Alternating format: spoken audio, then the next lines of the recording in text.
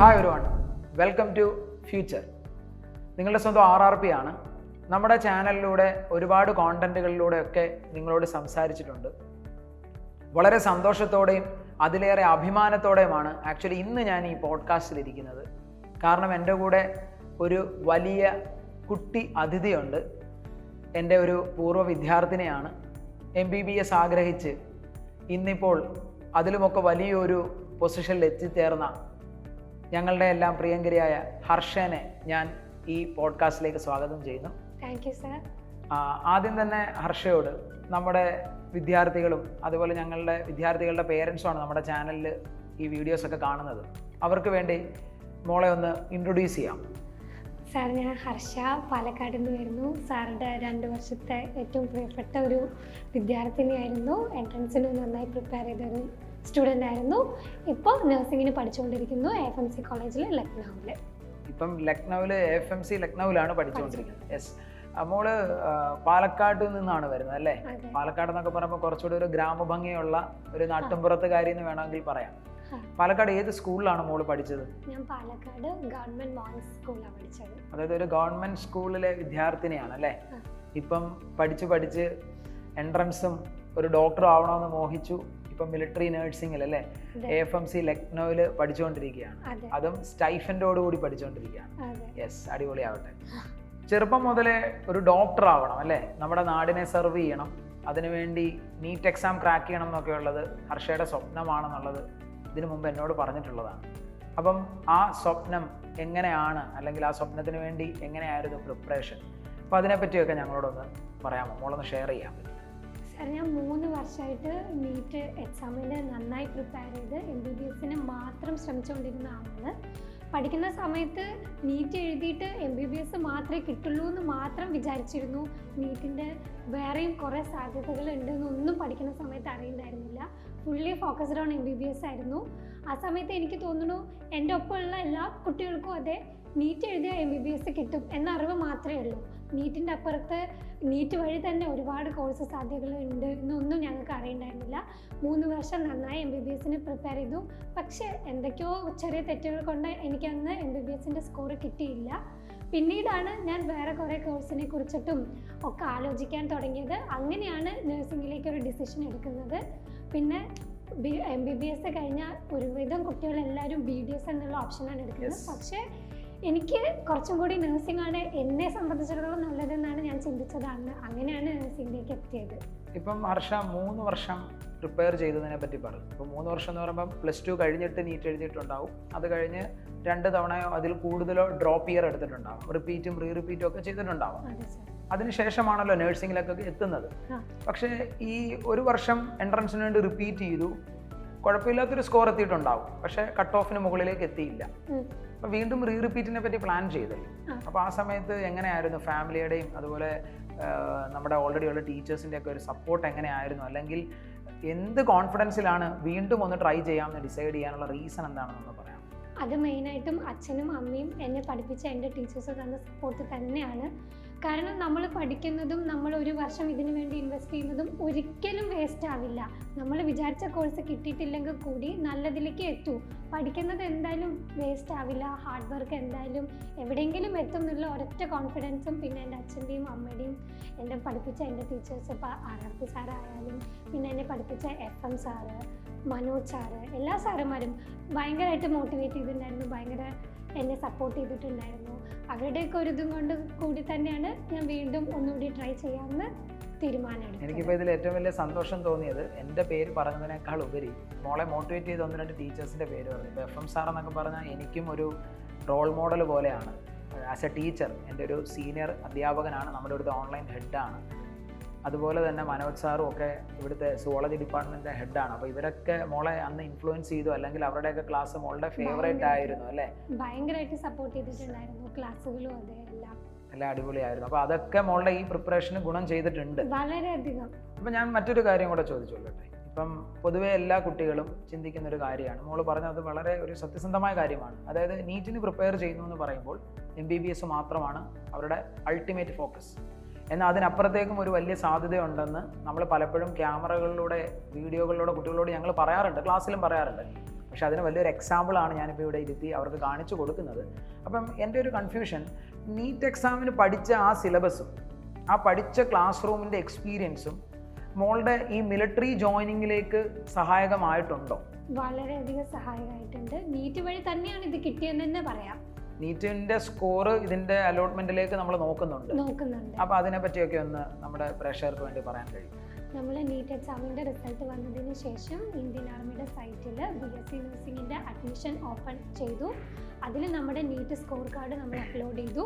അതിനുശേഷം ഞാൻ 2025 കയറിയത്. അതിൽ 450 മാർക്കിന് മുകളിലുള്ള എല്ലാ കുട്ടികളെയും, ഇതിൽ അപ്ലോഡ് ചെയ്ത 450 മാർക്കിന് മുകളിലുള്ള എല്ലാ കുട്ടികളെയും ഡൽഹിയിൽ അവർ സ്ക്രീനിങ് പ്രോസസ്സിന് വേണ്ടിയിട്ട് വിളിച്ചിട്ടുണ്ടായിരുന്നു. അപ്പോൾ ഞാൻ ഹർഷയോട് ഒരു ചെറിയ സംശയം കൂടി ഒന്ന് ഇൻട്രപ്റ്റ് ചെയ്യുകയാണ്. അതായത് 450 മാർക്കാണ് ആ വർഷത്തെ നീറ്റിന് മോള് സ്കോർ ചെയ്തത്. 490 മാർക്കാണ് മോൾക്ക് കിട്ടിയത്. പക്ഷെ 450 വരെ മാർക്കുള്ളവരെ അന്ന് ഇന്റർവ്യൂവിന് ഇൻവൈറ്റ് ചെയ്തിട്ടുണ്ട്. യെസ്. അന്നത്തെ MBBSന്റെ കട്ട് ഓഫ് എത്രയായിരുന്നു? 520 ആയിരുന്നു. യെസ്. അപ്പോൾ എനിക്ക് എൻ്റെ എല്ലാ വിദ്യാർത്ഥികളോടും പറയാനുള്ള മറ്റൊരു കാര്യം ഇതാണ്, എനിക്ക് അതുകൂടെ കിട്ടണമായിരുന്നു. അത് കുറച്ചുകൂടെ ഒരു ക്ലാരിറ്റി വരാനാണ് ഞാൻ ഇൻട്രപ്റ്റ് ചെയ്തത്. അതായത് അന്നത്തെ MBBSന്റെ കട്ട് ഓഫ് 520 ആണ്, ഹർഷയ്ക്ക് കിട്ടിയത് 490 അതായത് MBBSന്റെ കട്ട് ഓഫിൽ നിന്നും 20 മാർക്ക് അല്ലെങ്കിൽ ഒരു 30 മാർക്ക് താഴെ നിന്ന ആളാണ്. ചിലർ ചിലപ്പം ചിന്തിക്കും, അയ്യോ ഇവിടെ കൊണ്ട് എൻ്റെ ലൈഫ് തീർന്നു അല്ലേ, അങ്ങനെയൊക്കെ ചിന്തിക്കുന്നിടത്ത് അടുത്തൊരു സാധ്യത കണ്ടെത്തി മിലിറ്ററി നേഴ്സിംഗിലേക്ക് എത്തിയിരിക്കുന്ന ആളാണ് ഇപ്പോൾ എൻ്റെ മുമ്പിലിരിക്കുന്നത്. അത് വലിയൊരു അടിപൊളി കാര്യമാണ്. എനിക്ക് എൻ്റെ മുമ്പിലിരിക്കുന്ന ഈ വീഡിയോ കാണുന്ന എല്ലാ സ്റ്റുഡൻസിനോടും പേരൻസിനോടും പറയാനുള്ളൊരു കാര്യം ഇതാണ്. അതായത് ആ കട്ട് ഓഫ് എത്തിയില്ലെങ്കിലും അതിലേക്കും മറ്റ് സാധ്യതകൾ ഉറപ്പായിട്ട് നമ്മൾ ആ കട്ട് ഓഫിലേക്ക് എത്താൻ ആഗ്രഹിക്കുന്നവർ അതിനുവേണ്ടി പണിയെടുക്കണം. ഹർഷയും അങ്ങനെ ഹാർഡ് വർക്ക് ചെയ്ത ഒരാളാണ്, ഞങ്ങൾക്കറിയാം. പക്ഷെ അടുത്തൊരു സാധ്യത കൂടി ഉണ്ടെന്നുള്ളത് വലിയൊരു പോസിറ്റീവായിട്ടുള്ളൊരു കാര്യമാണ്. എന്തായാലും അടിപൊളി ഒരു ലൈഫും ഒരു നല്ല എന്താ പറയുക ഒരു പ്രൊഫഷനിലേക്കൊക്കെ എത്തിയിരിക്കുകയാണ്. ഇതിൽ ആസ് എ ടീച്ചർ നമുക്ക് ഇത് വലിയ സന്തോഷമുള്ളൊരു കാര്യമാണ്. ഇപ്പം ഞാൻ ഒരു ചോദ്യം കൂടി മോളോട് ചോദിക്കാൻ ആഗ്രഹിക്കുന്നു. ഈ മിലിറ്ററി നേഴ്സിംഗിലേക്ക് എത്തിയെന്ന് പറഞ്ഞല്ലോ, അതിന് നമ്മൾ നീറ്റിൻ്റെ സ്കോർ കാർഡാണ് അപ്ലോഡ് ചെയ്ത് കൊടുക്കുന്നത്. അതിൽ നിന്നുള്ള സെലക്ഷൻ പ്രോസസ്സ് വഴിയാണ് ഇതിലേക്ക് കിട്ടുന്നതെന്നും പറയും. അപ്പം നാച്ചുറലി അവർക്കൊരു സംശയം വരും, ഈ നീറ്റിൻ്റെ സ്കോർ കാർഡ് മാത്രമാണോ നോക്കുന്നത് അതോ മറ്റ് സെലക്ഷൻ പ്രോസസ്സുകൾ ഇതിന് ശേഷമുണ്ടോ? അതിനെപ്പറ്റി മോളൊന്ന് പറയാൻ പറ്റുമോ? ആദ്യം ഒരു ഇൻ്റർവ്യൂ ഉണ്ട്. അന്ന് അത് ഡൽഹി ഹെഡ്ക്വാർട്ടേഴ്സിൽ വെച്ചിട്ടാണ് നടന്നിട്ടുണ്ടായിരുന്നത്. ഇൻ്റർവ്യൂ അറ്റൻഡ് ചെയ്തു. അതിനുശേഷം ഒരു കമ്പ്യൂട്ടർ ബേസ്ഡ് എക്സാം ഉണ്ടായിരുന്നു. അതിൽ ഒബ്വിയസ്ലി നമ്മൾ നീറ്റിന് പഠിച്ച സിലബസ് നീറ്റ് വൃത്തിക്ക് പഠിച്ച ഒരു കുട്ടിക്ക് വളരെ എളുപ്പം അത് ക്ലിയർ ചെയ്യാൻ പറ്റും. ഇംഗ്ലീഷും സയൻസും ആയിരുന്നു മെയിനായിട്ട് അതിലുണ്ടായിരുന്നത്. അതെനിക്ക് ഭയങ്കര ഈസി ആയിട്ട് ചെയ്യാൻ പറ്റി. കാരണം എൻട്രൻസ് പ്രിപ്പറേഷൻ അത്രക്കൊന്നും വേണ്ടിയിരുന്നില്ല ആ ഒരു എക്സാമിന്. അത് കഴിഞ്ഞിട്ട് ഒരു മെഡിക്കൽ ടെസ്റ്റ് ഉണ്ടായിരുന്നു. അപ്പം നമ്മൾ ഈ സ്കോർ കാർഡ് ഡൗൺലോഡ് ചെയ്തതിന് ശേഷം സെലക്ഷൻ പ്രോസസ്സ് ഇൻ്റർവ്യൂവിന് വേണ്ടി നമ്മളെ വിളിക്കുന്നു. അതിന് ശേഷം ഒരു ഇൻ്റർവ്യൂ അറ്റൻഡ് ചെയ്യണം. ആ ഇൻ്റർവ്യൂവിന് ശേഷം ഒരു റിട്ടൺ എക്സാം. ആ റിട്ടൺ എക്സാമിൻ്റെ സിലബസ് നീറ്റിന് പ്രിപ്പയർ ചെയ്ത സിലബസ് ഒരുപാട് ഹെൽപ്പ് ചെയ്തിട്ടുണ്ട്. എന്തായാലും അപ്പം നമ്മൾ നീറ്റിന് പഠിപ്പിച്ച ഞങ്ങളെ പോലത്തെ ടീച്ചേഴ്സിനും ഒക്കെ അഭിമാനിക്കാൻ പറ്റും അല്ലേ? നമ്മളൊക്കെ പഠിപ്പിച്ച ആ ഒരു ക്ലാസ് റൂമിലൂടെ ഒരു വിദ്യാർത്ഥി ഇന്ന് നമ്മുടെ നാടിനെ സർവ് ചെയ്യാൻ വേണ്ടി, ഒരു ഡോക്ടർ നാടിനെ സർവ് ചെയ്യുകയാണ്. പക്ഷെ അതിനപ്പുറത്തേക്ക് ഒരു മിലിറ്ററിയിൽ ഇൻ ഫ്യൂച്ചറിൽ ഞാൻ കേട്ടിട്ടുണ്ട്, അതായത് നിങ്ങളൊരു ഓഫീസർ തസ്തികയിലേക്കാണ് എത്തുന്നതെന്ന് കേട്ടിട്ടുണ്ട് അല്ലേ? അതായത് ഇതിനു മുമ്പ് ഞാൻ പഠിപ്പിച്ചിട്ടുള്ള 1-2 സ്റ്റുഡൻസ് AFMCയിൽ മോളിപ്പോൾ ചെയ്യുന്നത് നേഴ്സിംഗ് ആണ്. ഇതിൽ ഡോക്ടേഴ്സായിട്ടുള്ളവരുണ്ട്. അപ്പോൾ ഇവരൊക്കെ പറഞ്ഞ് ഞാൻ കേട്ടിട്ടുണ്ട്, നിങ്ങൾ AFMCയിൽ പഠിക്കുന്നവരൊക്കെ 4 വർഷം പഠിച്ചു കഴിഞ്ഞതിന് ശേഷം ഒരു ലെഫ്റ്റനൻറ്റ് റാങ്കിലേക്കും അത് കഴിഞ്ഞ് ഒരു ക്യാപ്റ്റൻ റാങ്കിലേക്കും അല്ലേ, അങ്ങനെ മേജർ റാങ്കിലേക്കും ഒക്കെ എത്താനുള്ള ഒരു പോസിബിലിറ്റി നിങ്ങൾക്കുണ്ട്. അത് പക്ഷേ നിങ്ങൾ അവിടെ എടുക്കുന്ന ഹാർഡ് വർക്കും നിങ്ങളെടുക്കുന്ന ഒരു പാഷനും ഒക്കെ അനുസരിച്ചാണ് ഇങ്ങനെയൊക്കെ എത്തിപ്പെടാനുള്ള സാധ്യതകൾ ഉണ്ടെന്ന് അല്ലേ? യെസ്. എന്തായാലും ഒരുപാട് സന്തോഷമുണ്ട് ഈ കാര്യങ്ങളൊക്കെ കേൾക്കുന്നതിൽ. ഞാൻ ഒരു ചെറിയ സംശയം കൂടി ചോദിച്ചോട്ടെ. ഇപ്പോൾ ഇവിടുത്തെ റിട്ടേൺ എക്സാം അതുപോലെ പിന്നെ ശേഷം അതിന് മുമ്പ് ഇൻ്റർവ്യൂ ഉണ്ടെന്നൊക്കെ പറഞ്ഞു, ഇതൊക്കെ എങ്ങനെയാണ്? ഭയങ്കര ഡിഫിക്കൽട്ട് ആണോ? അതോ നമ്മുടെ കുട്ടികളുടെ ഒരു അറിവിലേക്കൊന്ന് പറയാമോ അതിനെപ്പറ്റി, അതിൻ്റെ ഒരു എക്സ്പീരിയൻസ്? എക്സാം ഞാൻ പറഞ്ഞ പോലെ നമ്മുടെ എൻട്രൻസ് പഠിത്തം വളരെ ധാരാളമാണ് അത് ക്ലിയർ ചെയ്യാൻ. പിന്നെ ഇൻ്റർവ്യൂ അത് എല്ലായിടത്തും പോലെ നമ്മൾ കോൺഫിഡൻസ് ആയിട്ട് സംസാരിക്കുക. അവർ യാതൊരു ഡിഫിക്കൽട്ടായിട്ടുള്ള ഒരു ക്വസ്റ്റ്യൻ എന്നോട് ചോദിച്ചിട്ടുണ്ടായിരുന്നില്ല. കാഷ്വൽ ആയിട്ടുള്ള ക്വസ്റ്റ്യൻസ് ആണ് ചോദിച്ചിട്ടുണ്ടായിരുന്നത്. നമ്മൾ ആ ഒരു കാര്യത്തിനോട് എത്രത്തോളം ആത്മാർത്ഥത കാണിക്കുന്നു, എത്രത്തോളം നമ്മൾ അപ്രോച്ച് ചെയ്യുന്നു, എത്രത്തോളം കോൺഫിഡൻസ് ആയി സംസാരിക്കുന്നു, അത് മാത്രമേ അവർ നോക്കിയിട്ടുണ്ടായിരുന്നുള്ളൂ എന്നാണ് എൻ്റെ കാര്യത്തിൽ എനിക്ക് അങ്ങനെ തോന്നി. എനിക്ക് പിന്നെ ഹർഷയുടെ കാര്യത്തിൽ ഏറ്റവും രസകരമായിട്ട് തോന്നിയ ഒരു കാര്യം, അതായത് എനിക്ക് തോന്നുന്നൊരു 20 വയസ്സൊക്കെ ഉള്ളപ്പോഴാണല്ലോ ഇതിലേക്ക് എത്തിപ്പെടുന്നത് അല്ലേ? അതെ സർ. ഈ 20ാമത്തെ വയസ്സിൽ ഡൽഹിയിൽ ഇന്റർവ്യൂവിന് പോയത് ഒറ്റയ്ക്കാണെന്ന് ഞാനിങ്ങനെ കേട്ടല്ലോ. അതെ. അപ്പോൾ ആ ഒറ്റയ്ക്ക് പോകാനുള്ളൊരു, മോൾക്ക് ആ സമയത്ത് ഹിന്ദി അത്ര കാര്യമായിട്ട് അറിയണമെന്ന് നിർബന്ധമില്ല, ഇല്ല. ഇംഗ്ലീഷ് ചിലപ്പം സംസാരിക്കുന്നവരായിരിക്കും, എങ്കിലും ഈ നോർത്ത് സൈഡിലേക്ക് ഒറ്റയ്ക്കൊക്കെ പോകാനുള്ളൊരു കോൺഫിഡൻസ്, ആ ഒരു ധൈര്യം എവിടെ നിന്ന് കിട്ടി? അന്ന് വീട്ടിലത്തെ കുറച്ച് സാഹചര്യങ്ങൾ കൊണ്ടാണ് ഞാൻ ഒറ്റയ്ക്ക് പോകാന്നുള്ളൊരു തീരുമാനം എടുത്തത്. പിന്നെ 3 വർഷം നീറ്റിന് മെൻ്റലി പ്രിപ്പയർ ചെയ്ത ഒരാൾക്ക് അന്ന് ഒറ്റയ്ക്ക് ഡൽഹി പോകുന്ന എളുപ്പമാണെന്നായിരുന്നു എൻ്റെ മനസ്സിൽ. കാരണം അത്രത്തോളം ബുദ്ധിമുട്ട് എനിക്കിതിന് തോന്നിയിട്ടുണ്ടായിരുന്നില്ല. കാരണം നമ്മൾ മെൻ്റലി ഫുൾ പ്രിപ്പയർഡ് ആയിരുന്നു. 3 വർഷം എൻട്രൻസിന് അത്രയും പഠിച്ചിട്ടും ഞാൻ വിചാരിച്ചൊരു സ്കോറിൽ എത്താൻ പറ്റാത്തതുകൊണ്ട് വേറൊരു ഓപ്ഷൻ കണ്ടുപിടിക്കുക എന്നത് മാത്രമേ എൻ്റെ മുന്നിലുണ്ടായിരുന്നുള്ളൂ. അതുകൊണ്ടാണ് ഞാൻ ഡൽഹിക്ക് അന്ന് ഒറ്റയ്ക്ക് പോയതും. പിന്നെ അന്ന് ഹിന്ദി എനിക്ക് സംസാരിക്കാൻ അറിയില്ല, അത് യാതൊരു പ്രശ്നം ഉണ്ടായിരുന്നില്ല. അവർ ഇംഗ്ലീഷിലാണ് എൻ്റെ അടുത്ത് കമ്മ്യൂണിക്കേറ്റ് ചെയ്തത്, ഞാൻ ഇംഗ്ലീഷിൽ തന്നെയാണ് സംസാരിച്ചത്. ഭാഷ ഒരു പ്രശ്നമല്ലായിരുന്നു. ഹർഷ, അതുപോലെ നമ്മുടെ വിദ്യാർത്ഥികളൊക്കെ ചിന്തിക്കുന്നൊരു കാര്യമുണ്ട്. ഇപ്പോൾ AFMCയിൽ പഠിക്കുന്നു എന്നൊക്കെ പറയുമ്പോഴത്തേക്ക് ഇത് ഭയങ്കര എക്സ്പെൻസീവ് ആണോ? പൊതുവേ നമ്മുടെ കേരളത്തിൽ ഇപ്പോൾ MBBS ചെയ്യുന്നതിനോ അല്ലെങ്കിൽ ഡൽഹി എയിംസിലൊക്കെ, എയിംസ് ഏതെങ്കിലും കോളേജിലായിക്കോട്ടെ, പഠിക്കുന്നതിന് അത്ര എക്സ്പെൻസീവ് അല്ലെന്ന് നമുക്കറിയാം. അപ്പോൾ ഇതിൻ്റെ ഒരു ഫീസ് സ്ട്രക്ചറോ അല്ലെങ്കിൽ അതിലെന്തെങ്കിലും എക്സ്പെൻസ് ഉണ്ടോ? ഇതിൻ്റെ ഡ്യൂറേഷൻ എത്രയാണ്? അതിനെപ്പറ്റിയൊക്കെ ഒന്ന് ഡീറ്റെയിൽസ് ചെയ്യാം. സാർ, ഇത് 4 വർഷത്തെ കോഴ്സാണ്. 4 വർഷം സ്റ്റൈഫൻ്റെ കൂടെയാണ് പഠിക്കുന്നത് വിദ്യാർത്ഥിനികൾ. യാതൊരു ഫീസും ഇല്ല. പഠിത്തത്തിനായിക്കോട്ടെ, അവിടെ താമസത്തിനായിക്കോട്ടെ, ഫുഡിനായിക്കോട്ടെ യാതൊരു ചിലവും ഇല്ല. പൈസ ഇങ്ങോട്ടാണ് കിട്ടുന്നത്. അതായത് ഇൻക്ലൂഡിങ് ട്രാവൽ എക്സ്പെൻസ് ഉൾപ്പെടെ ലീവിന് നമുക്ക് ട്രെയിനിലോ ഇവിടെയുള്ള യാത്രാ സൗകര്യം വരെ ഗവൺമെൻറ് ഫ്രീ ആയിട്ട് തരുന്നുണ്ട്. 4 വർഷം ഡ്യൂറേഷനാണ്. ഈ 4 വർഷത്തെ കോഴ്സ് കഴിഞ്ഞതിന് ശേഷം നിങ്ങൾ നിങ്ങളുടെ കണ്ടിന്യൂ അവിടെ തന്നെ ചെയ്യുന്നതാണ്. അപ്പോൾ അതൊരു ഏതെങ്കിലും ഒരു പോസ്റ്റിലേക്ക് നിങ്ങൾക്ക് അവിടെ ജോലി കിട്ടി, അങ്ങനെ തന്നെ നമ്മുടെ ലൈഫ് തുടരുന്നു. അത് മിനിമം എത്ര വർഷം തുടരണം അങ്ങനെയൊക്കെ ഉണ്ടോ? നമ്മൾ 5 വർഷം കമ്പൽസറി ആയിട്ട് സർവീസ് ചെയ്യണം എന്നൊരു ബോണ്ട് ഉണ്ട്. അതിനപ്പുറത്തേക്ക് വർക്ക് ചെയ്യണമെങ്കിലും നമുക്ക് തുടരാം, നമ്മുടെ താല്പര്യത്തിനനുസരിച്ച്. എന്തായാലും ഹർഷ ഇതിൽ വളരെ പാഷനേറ്റ് ആണെന്ന് എനിക്ക് മനസ്സിലായി. അപ്പോൾ ഹർഷ എന്തായാലും ഇനി ഇതിൽ തന്നെ കണ്ടിന്യൂ ചെയ്യും എന്നുള്ളതിൽ 100% ഉറപ്പാണെന്ന് എനിക്ക് മനസ്സിലായി. അതേപോലെ തന്നെ AFMCയിലാണ് നിങ്ങൾ ഈ കോഴ്സ് ചെയ്യുന്നത്, ഇത് പഠിക്കുന്നതെന്ന് നമുക്ക് മനസ്സിലായി. അപ്പോൾ ഇന്ന് ഇന്ത്യയിൽ എത്ര AFMCകൾ ഉണ്ട്, അതുപോലെ അത് എവിടെയൊക്കെയാണെന്നുള്ളൊരു ഐഡിയ നമുക്ക് തരാം. സാർ, ഇന്ത്യയിൽ 6 AFMCയുടെ അണ്ടറിൽ നഴ്സിംഗ് കോളേജ് ഉണ്ട്. 1 ഡൽഹി, ലക്നൗ, പൂനെ, ബാംഗ്ലൂർ, കൽക്കട്ട ആൻഡ് മുംബൈ. 6 AFMCകളാണ് ഉള്ളത്. അതെ. ഹർഷ ഇപ്പോൾ ഉള്ളത് ലക്നൗ, ഉത്തർപ്രദേശിലാണ്. അപ്പൊ ഞാൻ ഒരു സംശയം കൂടി ചോദിക്കട്ടെ.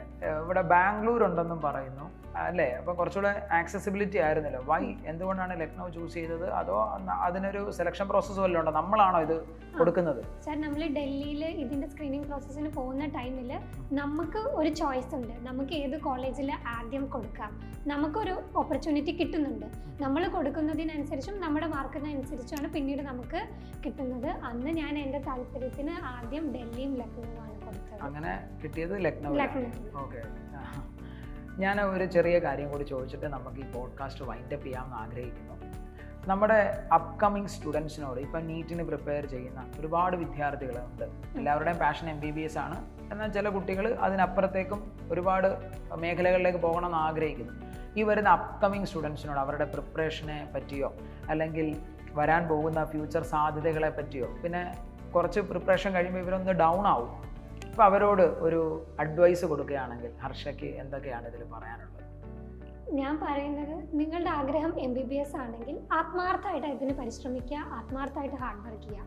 അത് കിട്ടിയില്ല, ഇത്രയും പരിശ്രമിച്ചിട്ടും കിട്ടിയിട്ടില്ല എന്ന് വിചാരിച്ച് സങ്കടപ്പെടരുത്. നീറ്റ് വഴി കയറാൻ പറ്റിയ ഒരുപാട് സാധ്യതകൾ ഇന്നുണ്ട്. അതിനെക്കുറിച്ച് മനസ്സിലാക്കാൻ ശ്രമിക്കണം. നീറ്റ് വഴി MBBS മാത്രമേ കിട്ടുള്ളൂ എന്നുള്ള തെറ്റിദ്ധാരണ ആദ്യം ഒഴിവാക്കണം. അതാണ് എനിക്ക് പറയാനുള്ളത്. MBBS ആണ് നിങ്ങൾ ആഗ്രഹിക്കുന്നുണ്ടെങ്കിൽ ആത്മാർത്ഥമായിട്ട് പരിശ്രമിക്കണം. കിട്ടിയില്ല എന്ന് കരുതി അത് അവസാനിച്ചു എന്ന് ചിന്തിക്കരുത്. ഒരുപാട് സാധ്യതകൾ ഇന്ന് നീറ്റ് വഴി നമ്മുടെ മുന്നിലുണ്ട്. അതിനെക്കുറിച്ച് അറിയാൻ ശ്രമിക്കണം. ആർമിയിൽ ഇന്നൊരു കോഴ്സ് ചെയ്തുകൊണ്ടിരിക്കുന്നു. അപ്പോൾ എന്നോട് ഓൾറെഡി പറഞ്ഞു, സെമസ്റ്ററിന് ശേഷം വളരെ കുറച്ച് ദിവസം, 14 ദിവസത്തെ ലീവിനാണ് നാട്ടിലോട്ട് എത്തിയത്. ആ വളരെ കുറഞ്ഞ സമയത്ത് നാട്ടിലെത്തിയിട്ടും ഞങ്ങൾക്ക് വേണ്ടി ഇവിടെ വന്ന് ഇത്രയും വിലയേറിയ കാര്യങ്ങളൊക്കെ പറഞ്ഞു തന്നതിനും ഇത്രയും ടൈം സ്പെൻഡ് ചെയ്തതിനും ഒരുപാട് താങ്ക് യു. ഇന്ന് ഹർഷയും കൂടെ ഫാമിലി, മദറും ഒക്കെ വന്നിട്ടുണ്ടല്ലേ, അവരൊക്കെ നമുക്ക് വേണ്ടി ഇത്രയും സമയം സ്പെൻഡ് ചെയ്തതിന് ഒരുപാട് താങ്ക് യു.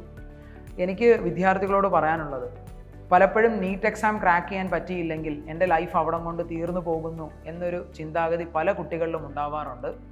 പക്ഷേ അല്ല, അതിനപ്പുറത്തേക്ക് ഒരുപാട് സാധ്യതകളുണ്ടെന്ന് നമ്മൾ വിചാരിച്ചു കഴിഞ്ഞാൽ നമ്മൾ പലപ്പോഴും പറഞ്ഞ് കേട്ടിട്ടുള്ളതാണ്. ഈ ലോകം തന്നെ നമ്മൾ എന്തെങ്കിലും ആഗ്രഹിച്ചാൽ അതിനുവേണ്ടി നമ്മുടെ ഒപ്പം നിൽക്കും നമ്മൾ കേട്ടിട്ടുള്ളതാണ്.